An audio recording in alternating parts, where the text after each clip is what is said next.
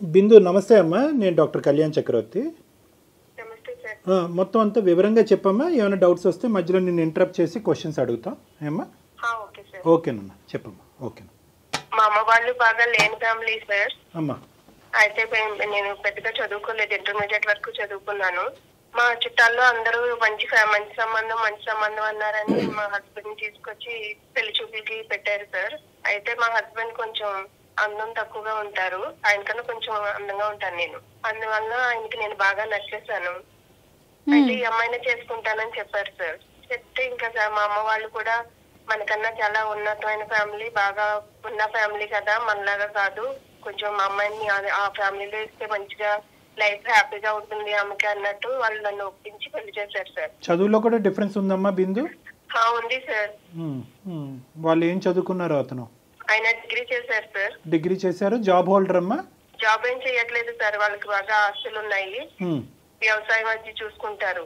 Okay. అయితే మాది బాగా విలేజ్ సార్, మా అత్తగారు వాళ్ళది.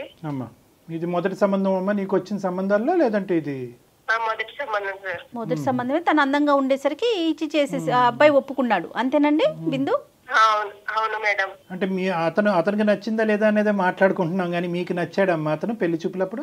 అంటే మా అమ్మ వాళ్ళు నాకు ఏం చేసినా మంచి చేస్తారు, మనకన్నా మన అమ్మ నాన్న మన గురించి వాళ్ళే ఎక్కువ ఆలోచిస్తారు, మనకి మంచి చేసేది వాళ్ళే కదా అని అనుకుని నేను ఓకే అని చెప్పాను సార్. ఎందుకంటే వాళ్ళకన్నా మన గురించి ఆలోచించేది ఇంకెవరు ఉంటారు సార్. ఇప్పుడు సమస్య ఏంటి బిందు? చేసుకున్నాను సార్. ఇప్పుడు సమస్య గురించి చెప్పండి. నేను నాలో ఏం చూసి ఆయన పెళ్లి చేసుకున్నాడో అదే నాకు ఇప్పుడు నరకం చూపిస్తుంది సార్. నేను అందంగా ఉన్నానని, అందువల్ల ఆయనకి నచ్చానని చేసుకున్నారు సార్. కానీ పెళ్ళైన మర్నాడు నుంచి నన్ను చాలా ఇబ్బంది పెడుతున్నారు సార్. హస్బెండ్ తో బయటకు వెళ్తే ఎవరన్నా చాలా హ్యాపీగా ఫీల్ అవుతారు మేడం, కానీ నేను చాలా బాధపడ్డాను మేడం. ఎందుకంటే బయటకు వెళ్ళిన ప్రతిసారి ఆయన బయట ఎవరైనా నన్ను చూస్తున్నారా లేదా నేను వాళ్ళని చూస్తున్నానా అన్న అనుమానం చూపులు నన్ను చాలా ఇబ్బంది పెట్టాయి మేడం. అంటే డిస్కంఫర్ట్ అంటే ఏంటమ్మా? అంటే మాటలతోనా, చేతలతోనా, లేదంటే ఏ విధంగా? అంటే ఆయన నేను బయటకు వెళ్ళగానే ఈమె అందంగా ఉంది, నాకన్నా అందంగా ఉంది, వీళ్ళు రోడ్డు పైన ఎవరన్నా ఈమె చూస్తున్నారా లేదా వాళ్ళు చూస్తున్నప్పుడు ఈమె కూడా చూస్తుందా, ఈమె కూడా ఏమన్నా సైకిల్ చేస్తుందా అన్నట్టు అనుమానంగా చూసేవాడు సార్. ఎన్ని ఇయర్స్ అవుతుంది బిందు మీకు మ్యారేజ్? 6 years అవుతుంది మేడం. పిల్లలు ఉన్నారండి? ఒక బాబు ఉన్నాడు మేడం. ఓకే. ఇప్పుడు బయటకు వెళ్ళినప్పుడు మీకు అట్లా అనిపించింది కదా, ఇంట్లో ఉన్నంత వరకు తను మీతో బాగానే ఉండేవారా? పెళ్ళైన కొత్తలో అంటే కొంచెం ఎవరైనా నీట్ గా రెడీ అవ్వడం అది చేస్తాం కదా మేడం, అలా నీట్ గా రెడీ అయితే ఆయన ఎవరైనా అందంగా ఉన్నావని అంటారు, కానీ ఆయన ఏమన్నాడో తెలుసా మేడం? దానిలాగా ఉన్నావని అన్నారు మేడం. అంటే కొంచెం నీట్ గా రెడీ అయితే సాందాన్ని అయిపోతున్నా మేడం. ఆయన అన్న ఒక్క మాట నన్ను చాలా బాధ పెట్టింది మేడం. మళ్ళీ అడగకూడదు మాకు, అంటే సారీ మేము మళ్ళీ అడుగుతున్నాం. ఏమనేవారమ్మా నిన్ను? అమ్మా బిందు మేడం. సారీ అండి, లైన్ లో ఉన్నారా? వద్దా మరి, వద్దులే తల్లి, రిపీట్ చేయొద్దమ్మా, బాధపడుతున్నావు. ఓకే చెప్పమ్మా, మాకు అర్థమైంది, చెప్పమ్మా. అంత మాట అనేసరికి నాకు ఇంకా ఏంటి, నేను నీట్ గా రెడీ అవడం కూడా తప్ప, కొంచెం అందంగా తయారవడం కూడా తప్పనా ఏంటి? పెళ్ళైన కొత్తలో ఎవరైనా హస్బెండ్ ఇంప్రెస్ చేయాలని కొంచెం నీట్ గా రెడీ అవుతారు, అది కూడా తప్ప అని చాలా బాధ కలిగింది మేడం నాకు. బయట ప్రపంచానికి ఎటువంటి వ్యక్తి అమ్మా నీ భర్త? బయట ప్రపంచానికి చాలా మంచి మనిషి సార్. ఎందుకంటే బయట ఎవరికి తెలియదు ఆయన నాతో ఎలా ఉంటున్నాడని. అలా అని మా అమ్మ వాళ్ళకి కూడా నా బాధను చెప్పుకోలేను, ఎందుకంటే వాళ్ళు ఎంతో ఇష్టపడి ఏరి కోరి తీసుకొచ్చి చేశారు. వాళ్ళకి చెప్పి వాళ్ళని బాధ పెట్టడం నాకు ఇష్టం లేదు సార్. యూజువల్ గా పెళ్ళైనటువంటి కొత్తలో సహజంగా భార్యాభర్తల మధ్యన ఇటువంటి ఓవర్ పొసెసివ్నెస్ అనేటటువంటి అంశాలు ఉంటాయి. కాబట్టి భార్య కొద్దిగా అందంగా ఉంటే కనుక గర్వపడేటటువంటి భర్తల కంటే ఈర్ష్యపడేటటువంటి భర్తలు ఎక్కువ ఉంటారు. కాబట్టి రకరకాల ప్రశ్నలు అడుగుతూ ఉంటారు, ఇంత మేకప్ ఎందుకు, ఇంత డ్రెస్ ఎందుకు అనేటటువంటి వాళ్ళు ఉంటారు. కానీ అది పెళ్లి అయ్యి పిల్లలు పుట్టిన తర్వాత సహజ సిద్ధంగా అది తగ్గుముఖం పడుతుంది. అండర్స్టాండింగ్ పెరిగే కొద్దీ అది తగ్గుముఖం పడుతుంది. కొన్ని సిచ్యువేషన్స్ లో అది ఎక్కువ అవుతుంది. మీది తగ్గుముఖం పడుతుందమ్మా? ఈ 6 సంవత్సరాల్లో పెరుగుతుందా? లేదు సార్, ఇంకా పెరుగుతుంది తప్ప తగ్గే పరిస్థితి ఏమి లేదు సార్. ఆయన చాలా ఆస్తి పడడానికి చేశారు, ఏం చూసి చేశారో ఆ ఆస్తి కూడా అంతా పోయింది సార్. మా అత్తగారు వాళ్ళు ఏమంటారు, నీ వల్లనే మొత్తం ఆస్తి అంతా పోయింది, ఈయన చేసుకున్న వాళ్ళంటే వాడికి దరిద్రం పట్టుకుందని మా అత్తగారు వాళ్ళు నన్ను బ్లేమ్ చేస్తున్నారు సార్. సో బయటికి వెళ్తే కనుక నీకు ఒక ఫ్రీడమ్ లేదు అని చెప్పి ఇంట్లో ఉంటే కనుక ఒక స్వేచ్ఛ లేదు, ఉక్కిరి బిక్కిరి అయ్యేటటువంటి పరిస్థితి, ఒక ఆడదానిగా ఒక డ్రెస్ వేసుకోవటం, ఒక చీర కట్టుకోవటం, నీట్గా తేరగలిగేటటువంటి హక్కు కూడా నీకు లేదు. ఇవన్నీ అర్థమవుతున్నాయమ్మా. కానీ ఏమన్నా మంచి గుణాలు ఉన్నాయా అతనిలో? అంటే నువ్వు అప్రిషియేట్ చేసి బాధ్యతాయుతంగా ఉండటం కానీ, ఇంటి అవసరాలు చక్కగా చూసుకోవటం కానీ, అంటే ఇవేమన్నా ఉన్నాయమ్మా? ఇప్పుడు అన్ని నెగిటివ్ పాయింట్స్ చెప్పారు, ఒక్కటన్నా పాజిటివ్ పాయింట్ చెప్పండి ఆయన గురించి. పాజిటివ్ పాయింట్స్ అంటే ఏమీ లేవు మేడం. ఎందుకంటే పెళ్ళైన మరుసటి రోజు నుంచి నాకు ఈ నరకం చూపిస్తున్నాడు మేడం అతను. నోటి ద్వారానేనండి, చేతల ద్వారా అంటే కొట్టడం అట్లా కూడా ఏమన్నా చేస్తారా? ఎప్పుడన్నా రోడ్డు మీదకి సినిమాకు ఎక్కడికైనా బయటికి షికారికి ఎక్కడికైనా వెళ్ళినప్పుడు ఎవరైనా తెలిసిన వాళ్ళు కనిపించారు అనుకోండి, వాళ్ళతో ఏమైనా మాట్లాడితే ఇంకా అదిగో వాళ్ళతో ఎందుకు మాట్లాడావు, వాళ్ళతో ఎవడు మాట్లాడమన్నాడు నిన్ను, నేను నీకు పర్మిషన్ ఇచ్చానా మాట్లాడమని అలా అని చెప్పి ఇంటికి వచ్చి కొట్టేవాడు మేడం. ఆ రోజంతా ఇంకా నరకమే మేడం నాకు.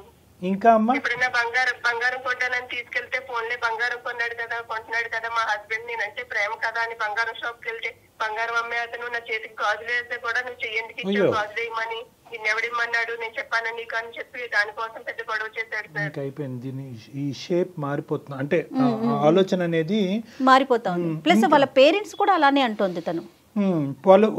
వాళ్ళు ఎవరు కూడా ఇప్పుడు సరి చేసేటటువంటి ప్రయత్నం ఏంట్రా ఒక ఆడపిల్లతో అలా మాట్లాడుతున్నాం అనే ప్రయత్నం ఎవరు చేయలేదమ్మా. ఇప్పటికొచ్చి మీరు ఖండించడం తప్ప వాళ్ళ తరపున వాళ్ళు ఎవరు ఖండించలేదా? ఇది వాళ్ళు ఖండించకపోగా ఇంకా రెచ్చగొడుతున్నారు సార్. ఎందుకంటే నీ వల్లే అగో అలాంటి ఎదురుగొట్టడానికి చేసుకున్నావు, అందుకే నీ జీవితం ఇలా అయిపోయింది, లేని దాన్ని చేసుకున్నావు, అందుకే ఇలాగ అయిపోయావు, నువ్వు మొత్తం ఆస్తులంతా పోగొట్టుకున్నావని ఇంకా నన్ను బ్లేమ్ చేసి నా పైన నింద వేస్తున్నారు మేడం. అతనికి అక్క చెల్లెలు ఎవరైనా ఉన్నారా బిందు? ఉన్నారు మేడం, ఉన్నా కూడా వాళ్ళ ఇంట్లో ఆడపిల్ల అయితే ఒకటి, బయట ఆడపిల్ల అయితే ఒకటి కదా మేడం. బయట నుంచి వచ్చిన దాన్ని ఎప్పటికీ నేను బయట దాన్నే అవుతాను కదా మేడం, అందుకే నన్ను ఇంత హింస పెడుతున్నారు వాళ్ళు.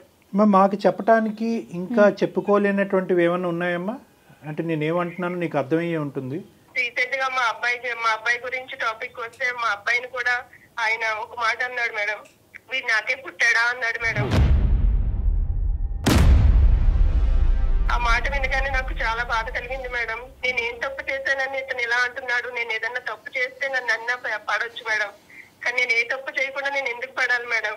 అంటే రోజు ప్రేమగా చూసుకునే బాబుని కూడా ఇంత అనుమానంతో చూస్తున్నాడు, మనుషులు ఎంత కుళ్ళి కుషుద్ధం పెట్టుకొని చూస్తున్నాడు అంటే నేను ఎలా తట్టుకోవాలి మేడం? మీ పేరెంట్స్ ఏమంటున్నారు? ఇంత కుంగి కృషించిపోతున్నావు కదా, ఇంకా అలాగే ఉండాలి అని అంటున్నారా, లేదంటే అతనికి ఎవరి ద్వారా చెప్పేటటువంటి ప్రయత్నం చేస్తున్నారా, ఉండమంటున్నారా, బయటపడమంటున్నారా? కంగారు పడకూడదమ్మా, అబ్బాయి ఓర్చుకోవాలి, అబ్బాయే మారుతాడు, ఎప్పటికైనా అబ్బాయే మారుతాడు, నువ్వు అలా వీధి పాలు అవ్వకూడదు, భర్తలు కాదని కొని వస్తే అందరి జీవితాలు నాశనం అయిపోతాయమ్మా, వద్దు అలా ఉండొద్దు, నువ్వు అక్కడే ఉండు, నీ సంసారాన్ని నువ్వే నిలబెట్టుకోవాలి అని చెప్తున్నారు సార్.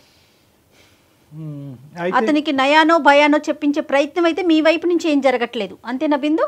నేను చేశాను మేడం, కానీ మా అమ్మ వాళ్ళు చెప్పినా కూడా వాళ్ళు ఏంటి నాకు చెప్పేది, వాళ్ళు నాకు చెప్పే అంత రేంజే వాళ్ళది అని అంటున్నాడు సార్. కాదు బిందు, ఇప్పుడు నువ్వును మీ హస్బెండ్ పెళ్ళైన కొత్తల్లో బయటకు వెళ్ళినప్పుడు ఆయన ఏమన్నా నెగిటివ్ కామెంట్ ఫేస్ చేశారా? అలాంటి కామెంట్స్ ఏమన్నా బయట వ్యక్తుల నుంచి? ఏమో బయట కామెంట్స్ అయితే నాకు తెలియదు మేడం, కానీ ఇంట్లో మా మరిది వాళ్ళు కూడా నన్ను అదోలా చూస్తుంటే వాళ్ళకి నాకు కూడా కొంచెం నువ్వు వేరేలా చూస్తున్నారు మేడం. వాళ్ళు కూడా మా మరిది వాళ్ళు స్వయాన మా మరిది వాళ్ళు అలా చూస్తున్నారా, లేదంటే నీ భర్త అలా ఫీల్ అవుతున్నాడా? అంటే ఇక్కడ దగ్గర బంధువులు కూడా అలాగే చూస్తున్నారు నీ వైపు అనే ఫీలింగ్ మీ భర్త అతనికి వచ్చిందా? మీ ఆలోచన మేడం మా మరిది వాళ్ళు కూడా నన్ను అదో రకంగా చూస్తున్నారు. వాళ్ళు ఎందుకు చూస్తున్నారు నన్ను ఇలాగా? నేను చూస్తే అదిగో నువ్వు వాళ్ళు కాస్త చూస్తున్నావు, వాళ్ళని కాస్త చూస్తున్నారు అంటే నీకు వాళ్ళ పైన మోజుందా అని అడుగుతున్నాడు సార్. మొత్తం అట్మాస్ఫియర్ అంతా చాలా నెగిటివ్ గా మారింది కదా బిందు. అంటే ఆ ఇంట్లోకి అడుగు పెట్టాలంటేనే ఊపిరి సలపన పరిస్థితి ఏర్పడుతుందిగా మీకు? అవును సార్, ఏం చేయాలో తెలియక నేను మా ఫ్రెండ్ చెప్పుకున్నాను సార్ ఇదంతా. మా అమ్మ వాళ్ళకు కూడా కంప్లీట్ గా చెప్పుకోలేకపోతున్నాను, ఎందుకంటే నా తల్లిదండ్రులను బాధ పెట్టడం నాకు ఇష్టం లేదు సార్. కానీ సహజంగా తల్లిదండ్రులు ఎలా ఆలోచిస్తారు కళ్యాణ్ గారు, వారికన్నా కొంచెం ఉన్నత స్థానంలో ఉన్న చోటికి తమ బిడ్డను పంపించాలని కోరుకుంటారు అనుకుంటారు. తర్వాత కాంప్రమైజ్ అనే పదం మీదే మొత్తం అంతా నడుస్తుంది. కానీ చూడండి అది కూడా ఒక కొంచెం అందంగా ఉండడం నేను చేసిన తప్ప సార్.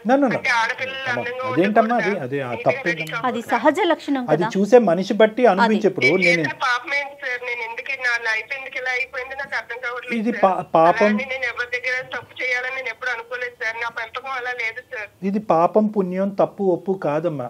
నువ్వు ఎవరితో అయితే కనుక నీ జీవిత ప్రయాణం మొదలైందో అక్కడ బ్యాడ్ లక్ అంతే.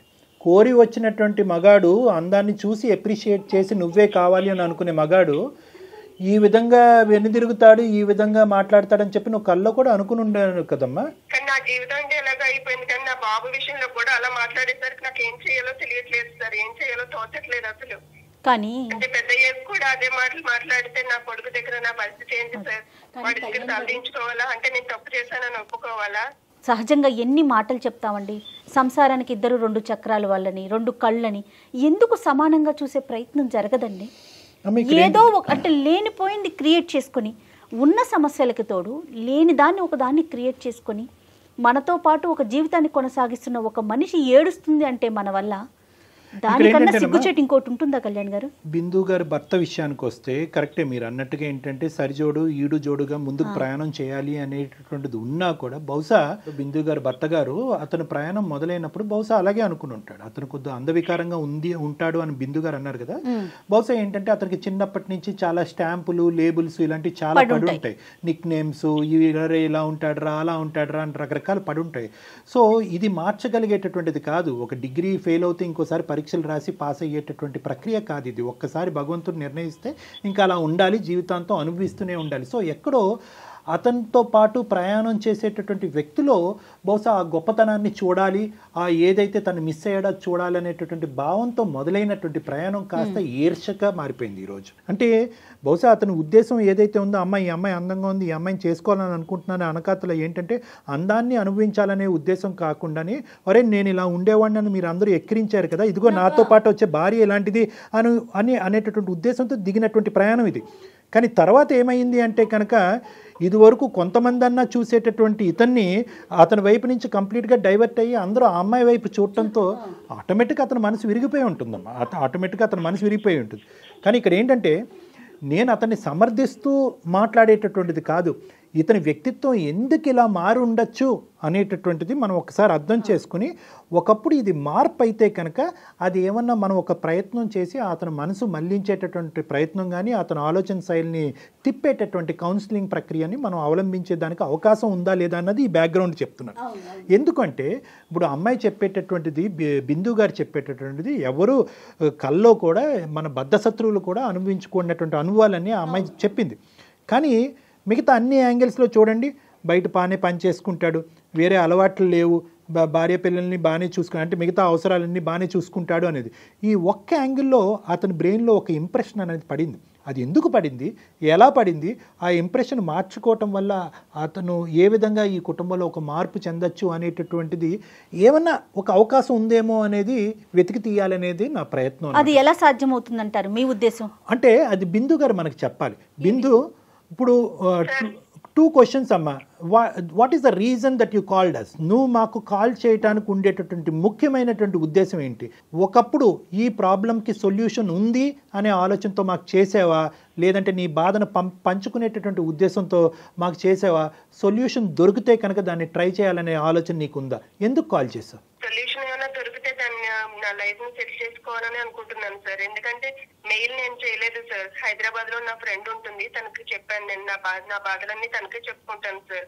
ఈ మనిషి మారడు. ఇప్పటి వరకు నువ్వు చూసినటువంటి అనుభవాలు ఏవైతే ఉన్నాయో చాలా మందికి పెళ్ళైనటువంటి కొత్తలో ఉంటాయి, కానీ ఇప్పటి వరకు కొనసాగేదానికి అవకాశం లేదు.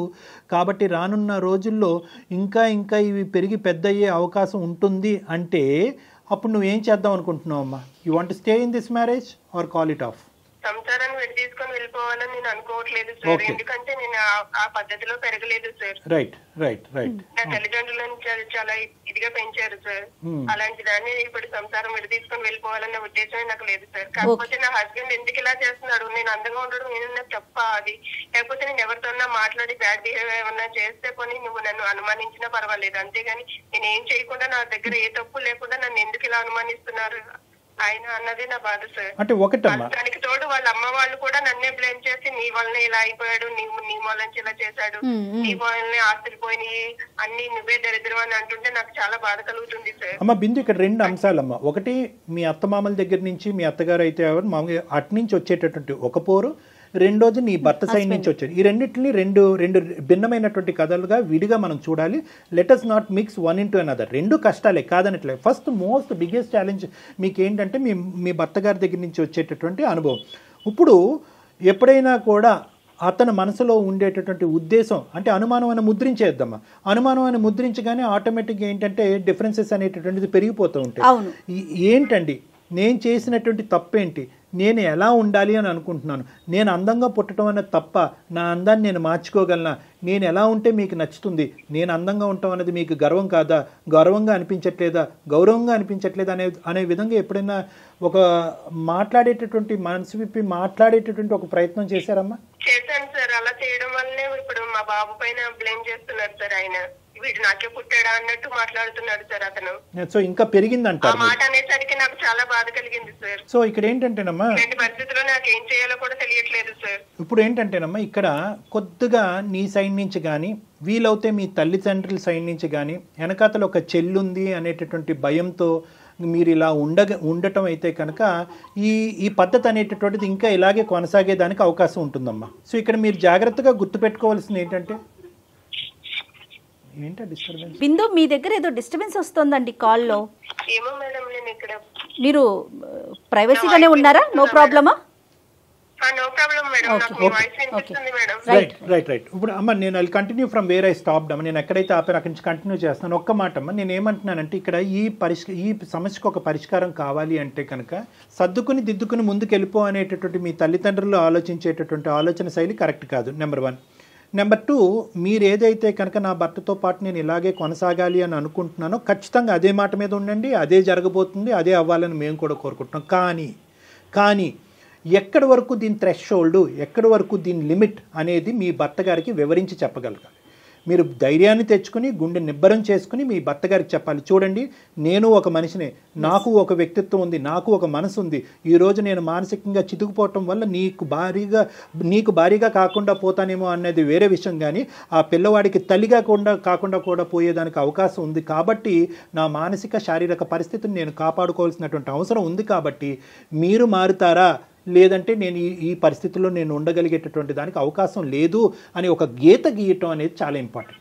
మీరు అనుకోవచ్చు ఒకప్పుడు నేను ఆ మాట అంటే కనుక ఇంకా హింసిస్తాడు, ఇంకా హింస పెడతాడు అనేది. మీరు ఈ మాట అన్నా అనకపోయినా కూడా మీరు చెప్పేటటువంటి దాన్ని బట్టి ప్రతిరోజు ఆ హింస పెరుగుతూనే ఉంది ఇప్పటి వరకు. సో కాబట్టి ఏంటంటే ఫస్ట్ మీరు ఇందాక అన్నట్టుగా ఏం కావాలని కోరుకున్నారు, ఏం కావాలని కోరుకుంటే అతని హింస ఆగక ఇంకా నీ కొడుకు వరకు వెళ్ళి మీ అమ్మ సోరా అనేటటువంటి విధంగా కూడా మాట్లాడేటటువంటి పరిస్థితి వచ్చింది. రానున్న రోజుల్లో ఇంకా ఎటువంటి భయంకరమైన పరిస్థితులు చూడవలసి వస్తుంది. సమాజంలో నలుగురికి కూడా ఇలా చెప్పి ప్రచారం చేసేటటువంటి పరిస్థితి కూడా ఉంటుందా, అప్పుడు మీరు ఏదో స్టెప్ తీసుకోవడానికి కూడా అవకాశం ఉండదు. కాబట్టి మీరు చేయవలసింది ఏంటంటే మోస్ట్ ఇంపార్టెంట్, డ్రా ఏ లైన్ అంటారు దీన్ని సైకాలజీలో. కాదు డాక్టర్ గారు, ఒకవేళ ఈ అమ్మాయి గీత గీసింది అనుకోండి, నువ్వు వద్దు, నీ గీత వద్దు, నువ్వు వెళ్ళిపో అని చెప్తే, మీరు ఎప్పుడైతే కనుక మానసికంగా దానికి రెడీగా ఉంటారో అప్పుడే ఈ పోరాటం మీరు చేయగలరమ్మా. నాకు నా భర్త కావాలి, ఈ కుటుంబం కావాలి, కాబట్టి నేను దేనికైనా నేను కాంప్రమైజ్ అయ్యి తొక్కబడతాను అని అనుకుంటే కనుక ఈ ప్రాబ్లంకి సొల్యూషన్ ఉండదు. ఒకప్పుడు అతను గెట్అవుట్ అన్నా కూడా నేను వెళ్ళి నా కొడుకుతో పాటు దూరంగా ఉంటాను, సమాజంలో కుటుంబంలో అన్ని చోట్ల ఏ తప్పు ఒక 100 సార్లు అన్నారు, ఏ తప్పు చేయనటువంటి నన్ను ఎందుకు బాధ పెడుతున్నారు, అందమే నేను చేసినటువంటి పాపమాన్ని మీరు అంటున్నారు. మీరు 0.5% కూడా ఏ తప్పు చేయలేదు. కానీ రానున్న రోజుల్లో ఏంటంటే మొత్తం అన్ని తప్పులు మీరే చేయటం వల్ల ఆ అబ్బాయి ఇలా అయిపోయాడు అనేటటువంటి పరిస్థితి, అటువంటి మాట మీరు వినవలసేటటువంటి పొజిషన్లోకి మీరు వస్తారు. కాబట్టి మీరు ధైర్యంగా ఈ ప్రశ్న అడగండి, మీలో ఉండేటటువంటి బాధను ఏంటో చెప్పండి. ఈ బాధ ఇది మలుచుకోకపోతే, ఇది మార్చుకోకపోతే you have to take a call on it.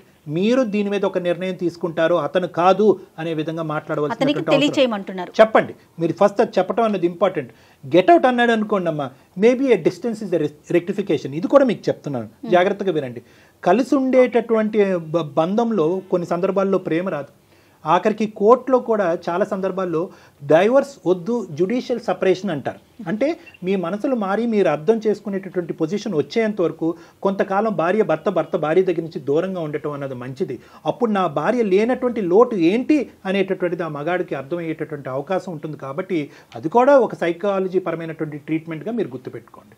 కాబట్టి ఇక్కడ నేను మీకు ఇచ్చే ఒక సొల్యూషన్ ఏంటంటే, you have to talk to your parents about it. అంటే సర్దుకుని పోండి అంటే 8 సంవత్సరాలు అయిపోయింది, ఇంకేంటి సర్దుకుని పోయేది.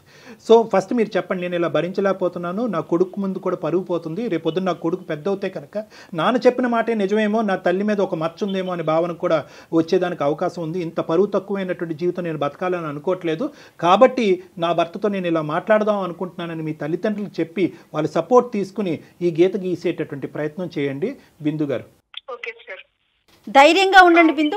డాక్టర్ గారు చెప్పినట్లుగా పేరెంట్స్తో మాట్లాడండి, అలానే మీ హస్బెండ్తో కూడా ఓపెన్గా మాట్లాడే ప్రయత్నం చేయండి.